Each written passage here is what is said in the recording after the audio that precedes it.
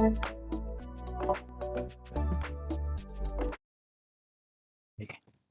this video, we'll try to understand two concepts, field parameters and also calculation groups. There are many use cases when you can use both of them. You can use either field parameters or calculation groups. And these are primarily used for the user to make any selections so that the visuals will change dynamically.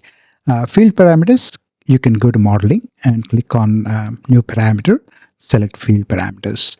You can name whatever you want to, but in this case, we'll try to name it as field parameter. And like I said, field parameters allow users to dynamically change the measures or dimensions. These are the various dimensions you can drag and drop onto the left side, whatever fields you want, or you can also drag and drop any of the measures which you have created, the explicit measures, right? So these are the explicit measures. I'm just trying to maybe 2 or 3. We'll look at total calories, total steps, and probably total distance. So for now, as an example, we'll take only 3 of them. You can pass on as many as possible, whatever based on your needs. So once you do that, you have a table on the right as shown, and you can make the changes, make it into tile. It's all up to you. Like I always say, use an look and feel based on the user needs, so you can make the changes. This is a quick report page, so you can always go back to any kind of a visual and use the format painter. In this case, we are using that particular format, and click on the visual, the slicer on our report page. So this is how you can create a field parameter, and you can drag and drop any fields or any kind of measures. And we are in the model view, and we will try to next understand what are calculation groups, right? So in this model view, we have 2 options on the right, tables and models. If you toggle on to model, and those are the things, those are the tables. In our case, we have those many tables. We have been doing using the same dataset for a long time, so you have so many measures and also tables. And if you click on model, and if you can look at all those options, as like I said, those are the measures, and we have measures sitting in a separate table. And also we have the relationships. We have the relationships highlighted there too. So this is basically giving you the model details. And in this, on the top, you have under the semantic model, we have the calculation group. You can create a calculation group like this, but you get a warning. So it will discourage implicit measures. What are implicit measures? Like, for example, in our case, Fitbit table has elevation, floors, total steps, etc., right? So there is a icon next to the field, so that whenever you drag that onto the canvas, that is an implicit measure. So we are not trying to create an explicit measure, but this is an implicit measure. So again, I'm trying to drag. We have created total measures, total steps as a measure. So this is an explicit measure. So as you can see, both are differences. So what happens is when you use calculation groups, these kind of implicit measures are no longer available for you. So like in case if you go back to the model view and create a calculation group, and if you accept, say yes, those implicit measures are gone from your table. So any kind of visuals you have, those are no longer work. So that you have to keep in mind. Let us try to name this as time intelligence calculation group. And the reason why we do is, for example, we have total distance, total steps, etc., right?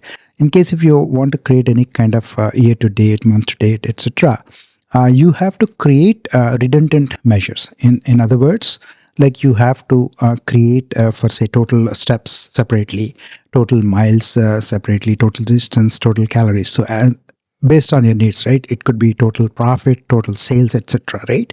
So instead of that, you can create a calculation group.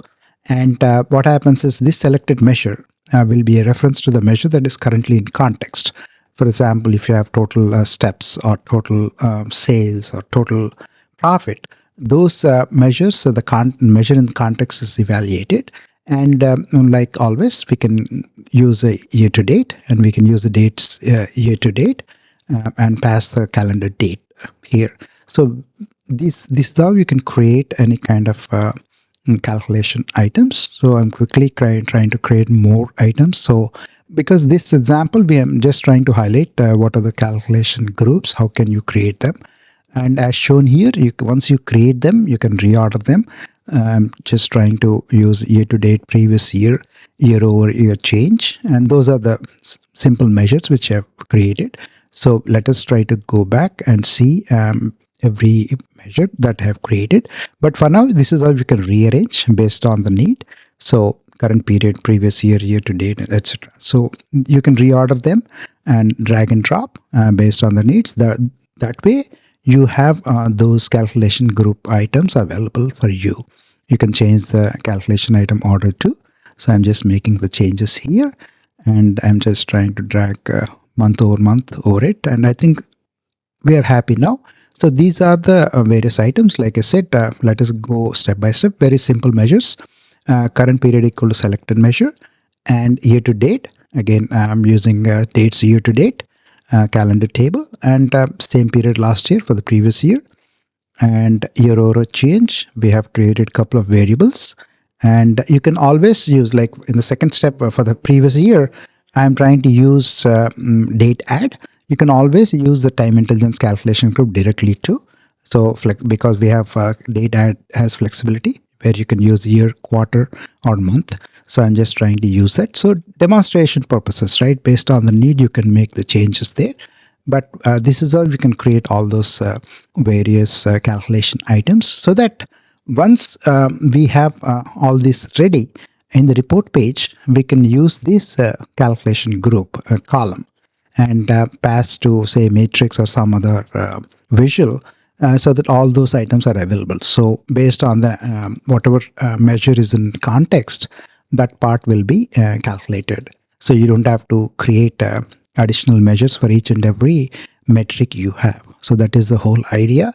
So again, please pause the video and look at those things, right? You can easily directly pass that also, like highlighted here, time intelligence calculation group a column equal to month to date will give you that, and month over month change too. So very simple measures. So I'm just trying to calculate the growth to 3 variables and return the growth, and also similarly for previous day and day over day change also. So I think pretty much it's pretty easy for us to use calculation groups. Either you can use field parameters or calculation groups, and or both based on the need. So again, these are the calculation items. We have created 12 calculation items here.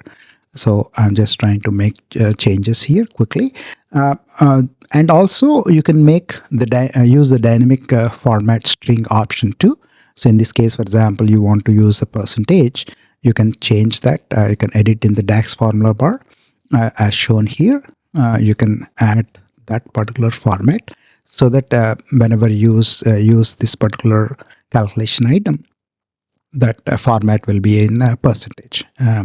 Based on the need, you can add the currencies or percentages or whatever, right? Depends on the calculation item. Whatever format you want, you can bring that over here. You can easily edit that in the dynamic format string. And I think we are ready. And this is the report page I have quickly created. And there are a couple of slicers on the left. Here is coming from the calendar table. And this is the field parameters. I've passed the field parameter. This is a slicer. And also, this is the calculation group column. So like I said, this is also available for us. Those two are tables, field parameters and calculation group. And I added the year, quarter, month, and day from the calendar table. And I've added, for the columns, I've added calculation group, and the values, I've added field parameters. So this is a very simple report page, which has a matrix on the bottom. And you have your clustered bar chart on the top. And these are the various x-axis and y-axis values have been passed. So you can format them based on the need. And this way we can use both field parameters and calculation group in a single report page. So that way the user has much more flexibility, and whatever the user wants to look at by year, by, say, for example, they can click on only total steps or total distance miles or total calories. And also based on their needs, they can click on current period, year to date, previous year. So those visuals will keep changing. And you can make it as multi-select or only single select. Again, like I said, look and feel, always we can make changes based on the needs. These are the various things like I have shown here. I'm trying to make sure that those things are highlighted. I'm not using date add. So sometimes you get error in case if the relationship is not properly assigned in the model view. So we have to make sure that those are correctly active and also the relationship is correct. So once we have these kind of things, I think we have field parameters and also the calculation group in a single report page. This is one way to look at the data. Like I said, we are giving flexibility to the user. So whatever metrics, whatever measures or whatever fields they want to use, they can use what based on whatever you have given the user. So that way, those things are being used. Based on the selections, those visuals also will change.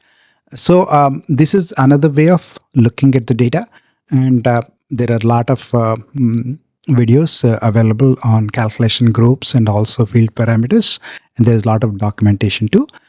Please feel free to read up on field parameters and also calculation groups. Thanks for watching, and see you in the next video.